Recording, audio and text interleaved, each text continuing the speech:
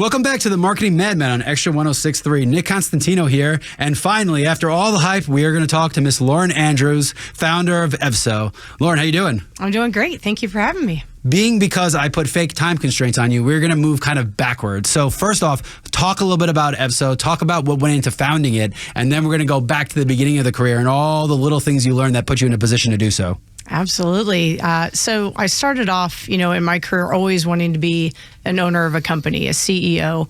My father and my grandfather both owned their own companies. Last summer, had a great opportunity to start my own agency. So, sat down with the hubby on the beach with a few margaritas in our system and said, if I'm not going to do it now, when am I going to do it? And really, with all the background and knowledge I've had, it was time to jump. And I think any other time in my life, I've been scared to do it, but timing was everything, and it felt right. Yeah, so we're gonna catch back up to this point of what you do now, but give the quick mission statement or a competitive advantage of what's different about what you do and why the service is so needed. Certainly, EVSO is short for Event Solutions. So from the moment you start thinking about hosting an event all the way through it actualizing, EVSO can step in and help you. So we're scalable. We can do anything from registration, site selection, event management, sponsorship management, expo hall management. We do it for events of all sizes. So it could be executive retreats, it could be large conventions and citywides, it could be product launches or sales kickoffs. A little bit of everything. We do it all. Yeah, and the longer in your career you've been in marketing, you know that inevitably something's going to always go wrong. And if it's one thing, you're freaking lucky, because usually it's 40 things, and it's because there's something that happens every time that no one has ever heard of or thought of beforehand. So I think that it is a service that is probably more needed than people know, and that if you work for a company that's throwing one of these, don't be ashamed to go find somebody who's done more, because you've only lived in your small little bubble. You don't see it from the outside. Well, and I think the greatest thing about my background and my history is that I'm a third party, which means I've worked with corporate, association, nonprofit. I've worked with startups all the way through Fortune 500 companies. So whether you're on a budget and you're trying to do this thing conservatively, or if you're really trying to wow and have that experience of that A-list entertainment or that event that people are walking away just saying, I can't wait to come back next year. I've done everything in between. And I think as an impartial third party, you can also be like, look, for the amount you're trying to spend, the wow factor you think you're going to get is not there.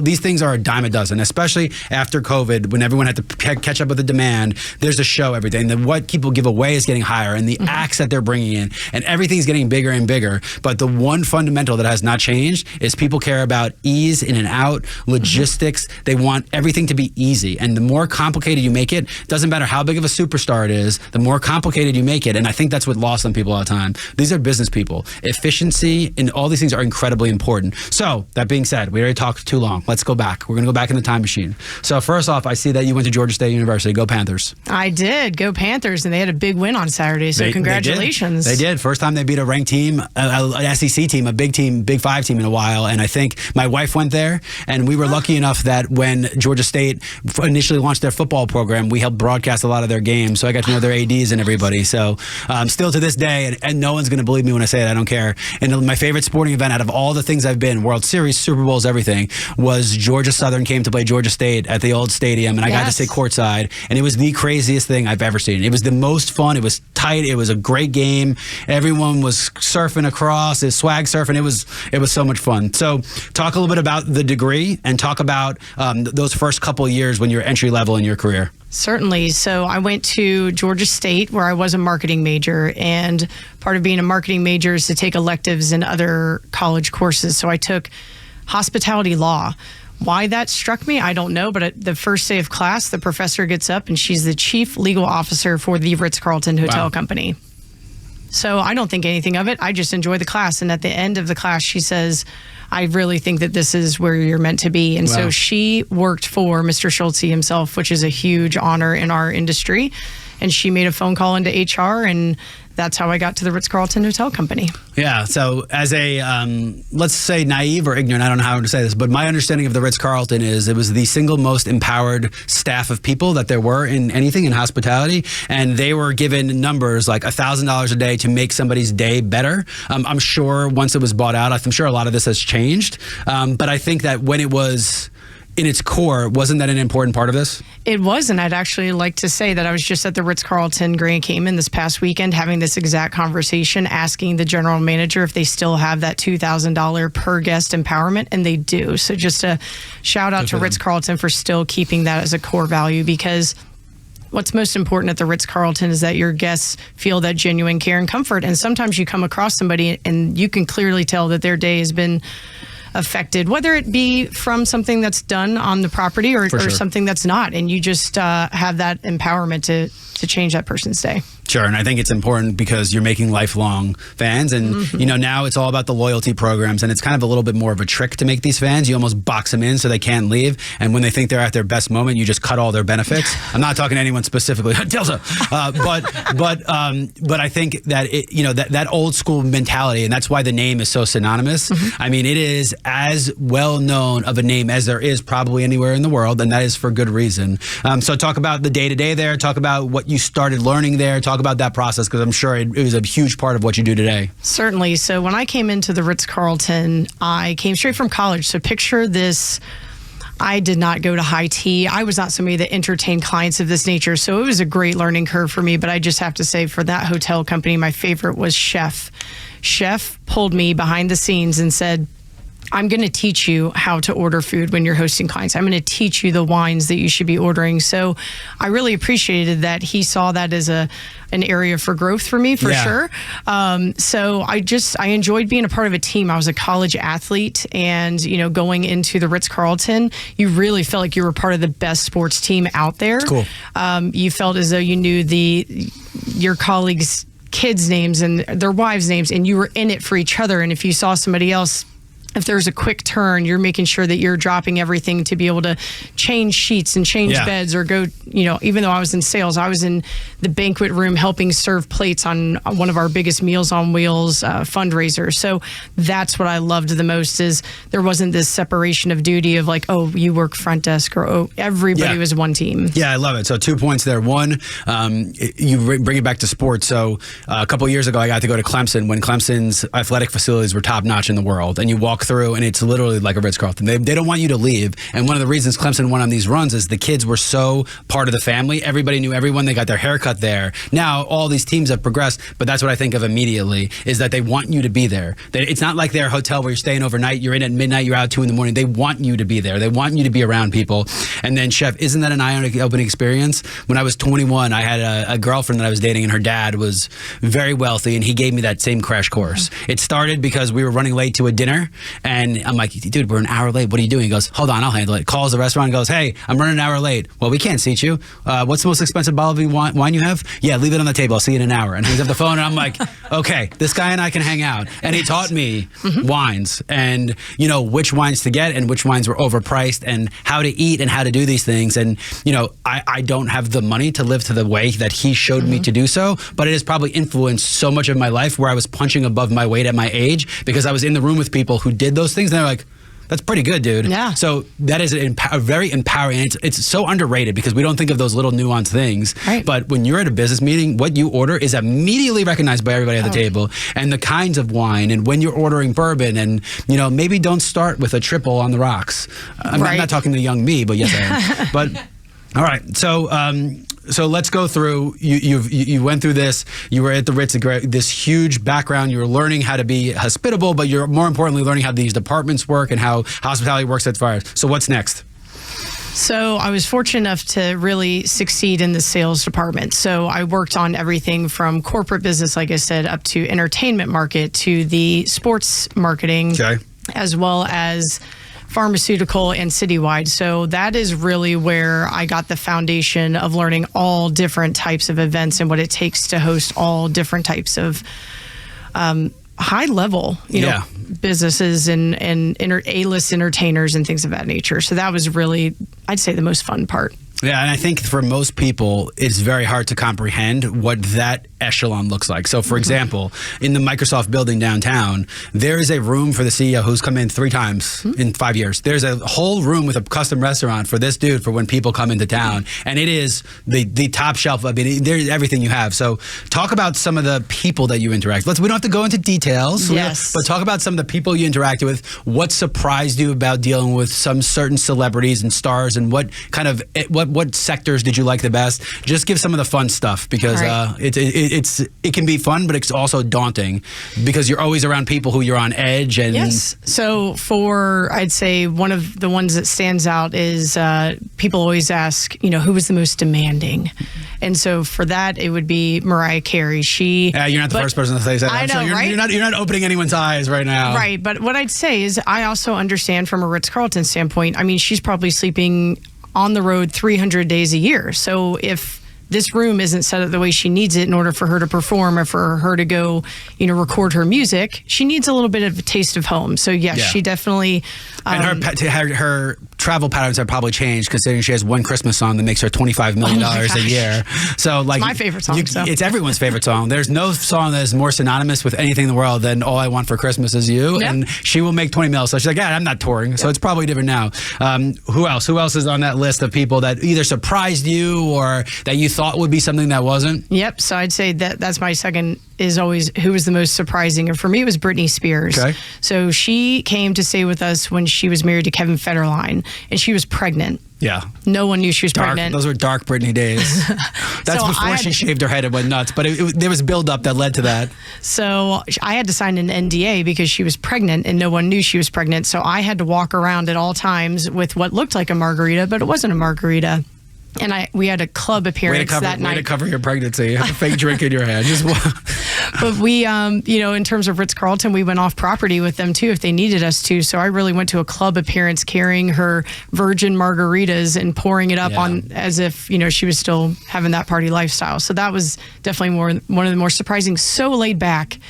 Laid back. I'm not kidding. Her and Kevin, when I got their rider, it had 4 things on it.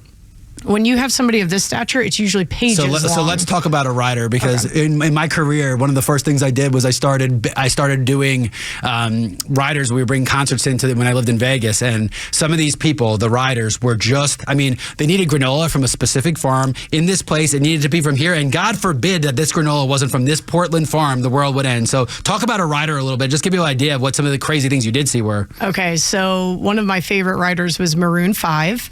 They played a joke on me, and I did not realize it. They said that they only wanted green M&Ms. So I had to go to just about every Publix, Kroger, Target you could find, buy every bag I could find, and hand pick out the green M&Ms. And when they arrived, they literally laughed and said, "We just wanted to see if you'd do it."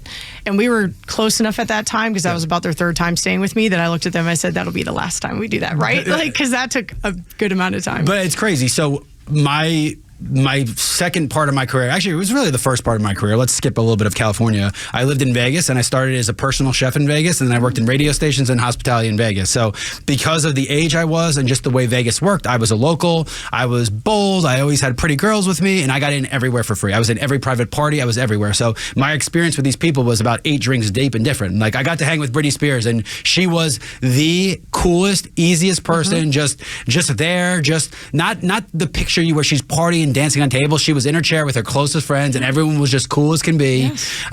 But a lot of those experiences were also, the hard part was already done, right? Now you're in a nightclub blowing off steam. You don't need to be on top of you. But that being said, these people's lives suck. Once people recognizes you, every ass in the world is trying to go pop up, get in a picture, take a selfie. So I actually saw it from the other side, where I was like, oh my God, leave these people alone. It's got to be awful. That was just as the rise of TMZ and the paparazzi really started taking off, and it was atrocious to see it. So I think, did you see it from their eyes ever and see why that they go through these hoops and kind of feel bad a little bit for them? Absolutely. So I was hosting an event in Orlando, and I was having what's called a chef's table at the Ritz Carlton Grand Lakes, which means you're behind the scenes.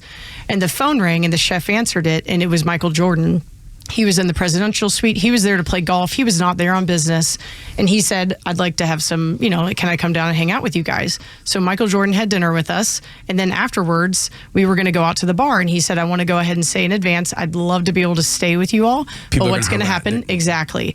And it was. I saw the worst side of humanity. I saw C-level executives pouring out from the ballroom where there was an 800-person dinner, and the entire ballroom flooded out in a matter of 5 to 10 minutes. And they were just screaming at him and hollering at him. And again, I go back to, he was there on pleasure. He was there to play golf. He wasn't there to sign autographs. And so I really felt bad for him. But his bodyguard did a great job getting him out. But it really does make you sad to think. And he even said, sitting up in the hotel room is, it's not boring. It's lonely. Yeah. It's lonely. Yeah, and I think one of the things that you kind of learn is that you got to treat people like people. Mm-hmm. And once they realize you do and that you're that group, they're always more comfortable with you. So this facility, because of the athletes that come by here, we're always put on alert. Like, oh my God, Matt Ryan's coming. And once you train your people, like, look, no one's saying talk to the guy, talk about the game, and then if afterwards he's comfortable, then ask to take a picture. Don't walk on like a freaking hyena. Yep. And we've done a pretty good job. I mean, we have some of the biggest names in sports that are here all the time, and they like coming up here. Now, you could see by these facilities, this is a different place,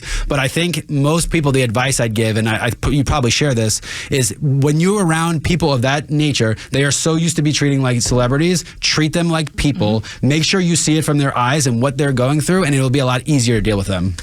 Absolutely. In terms of when we have those A-list celebrities, we have VIP green rooms, and that's what I typically oversee for that exact reason. I talk to them like normal human beings, and I talk to them about their kids, where they live. I don't talk to them about their favorite show, their favorite concert, it's really just talk to them like normal people. Yeah, and you don't need to tell Mariah that she didn't hit that high F the way she used to. Like, let's sit back of judging Michael Jordan on his time as a wizard, right? He gets enough of that. He reads the newspaper no matter what. These guys all have egos. I don't care what anyone says on that note. All right, so talk a little bit about things that would happen around the Ritz or in your career, big events, sports, about times where the stakes are so much higher. Like, I give you an example. Super Bowl in Atlanta, the stakes were as high as they were. The most important people were here. The city wanted to get it again. You're putting on a show, so everything has to be, and perfect's never the word. Nothing's ever perfect. Anyone who thinks it is a fool. If you expect perfection, just not happening. If you want perfection, triple your budget. But talk a little bit about some of those big experiences,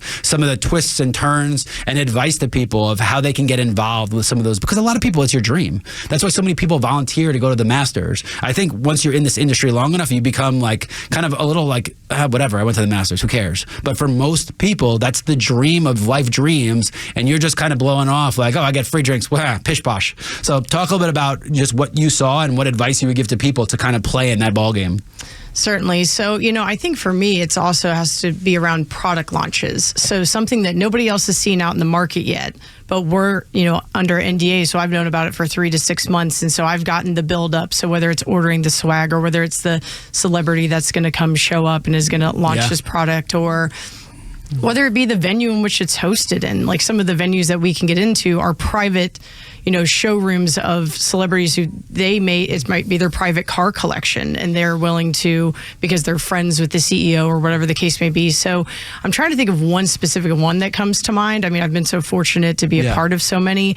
The ones that I've enjoyed the most, though, probably are more around like franchisees. Like, for instance, Inspire was one of my biggest clients. So Dunkin' had a really big launch coming out of COVID.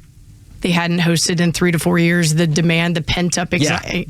And actually, the shoes I'm wearing today are Pumas, and they actually have like the Dunkin' coffee in them. Cool. And so these were custom made for the staff that were walking around. So that was a lot of fun. And that is, so if you are from the outside looking in, and I've had this conversation with many CMOs, okay, it is one of the hardest things to get right. And the reason is, no matter how much you spend, you will never see that value returned if you are looking at this in straight dollars, right? It's hard to measure influence and brand equity and all of those things.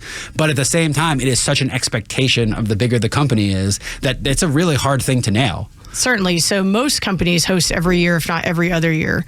Dunkin' hosts just about every 4 years, and it's an international event. So from that standpoint, you have franchisees coming in from all over the world.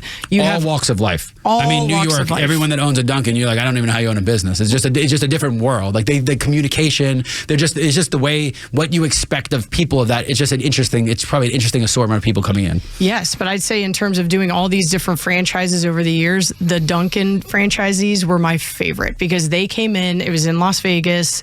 You want to talk about folks that came in to business and pleasure, like, they definitely came in ready to celebrate their brand, but at the same time get to network with each other. And the trade show hall actually had a conveyor belt. It was the largest conveyor belt that's ever been done on a show floor of the donuts going, all the way through the like whole a sushi time. bar, you just pick off what you wanted, like one of those conveyor belts. So that's awesome. And then Baskin Robbins was also there. So they're there making their top creations when it comes to what's going to go out into market. And so for me, that's the excitement level of being able to see or touch or smell something that isn't out there yet. And then the franchisees get to vote on what they want to go out to market. So for me, that's my excitement level. That's where I kind of geek out. And I think that if you look at it in the sense of the huge scale of business, if you can get 5% more out of those employees because they leave that place excited, that pays for itself immediately. But again, most people don't think that way. But that's what you're trying to do, right? You're selling the sizzle. I call myself a walking advertisement because I love swag. So for me, I'll wear the shoes, and we were talking about it a little bit earlier, just in the sense of marketing. When I'm walking around, I have my Arby's hat on, and people are like, "Oh my God, that's awesome! I don't even recognize it." I'm like, "Oh, that's Arby's." But good for you. I'm a brand ambassador. My clients I really believe in, and I want to be able to tout what they did on show floor as long as it is covered and they can allow me to talk about it. But nonetheless, it's a lot of fun what I do when you do what you love. That is very good for you. I tend to be the opposite of nostalgic, and I keep the stuff, but it's not on display anywhere. Like once the event ends and that thing done, I'm on to the next thing. I don't know what it is, but there's events, clients, I have stuff, custom shirts, I get all that stuff all the time. And like, I don't know what it, now that being said, I have 180 active clients. So I'm going to always piss somebody off that if I wear their thing and not somebody else's, so I got to be a little more careful. But I think it's great. I think when you can actually show that you believe in a brand and you're part of it, and then you wear it and you're a spokesperson, that's another thing that will differentiate you from everybody else. Because most people look at it as a transactional relationship. And I think that's one of the biggest problems if you look at something like digital advertising. It's become so transactional that they're like, look, but here's your formula. It's like, wait a second, you don't know anything about the company. You don't know, how hard is it to keep an NDA for 3-6 months? I mean, you can't tell anybody. By law, you can't tell anybody. So we can't even tell the venue sometimes all the way up until 30 days before. So these chefs keep asking me, what are you preparing? What are you serving? And I was like, we can't yet. We're not ready to release you. And they know you're the guy that knows. So they're offering, you got the KFC recipe in the safe over there. So 2 different manufacturers make that batch is what I heard on this show. So good to know. But it's just a crazy, it is an odd world, and it feels like you're in this like Illuminati type world. But realistically, one of the things, these events have become so much more frequent and so much more common now that it is like you see kind of, we used to joke and call them the normies, but you see the normies kind of becoming more a part of this because they bought their way in, or there's more ways to get access to where this used to be a pretty closed domain. It's getting easier and easier to get in, which I think actually makes it a lot harder. So in terms of attendee engagement is something we're really working on. And for some of my clients, they might have been citywide pre-COVID. They might have been, 5, 6, 7,000 people. But now they're being a bit more selective with the invitations they send out because they recognize you're going to get more, to go back to marketing. If you bring in these folks, you can do a higher level event, then you're probably going to get more spend coming out of it.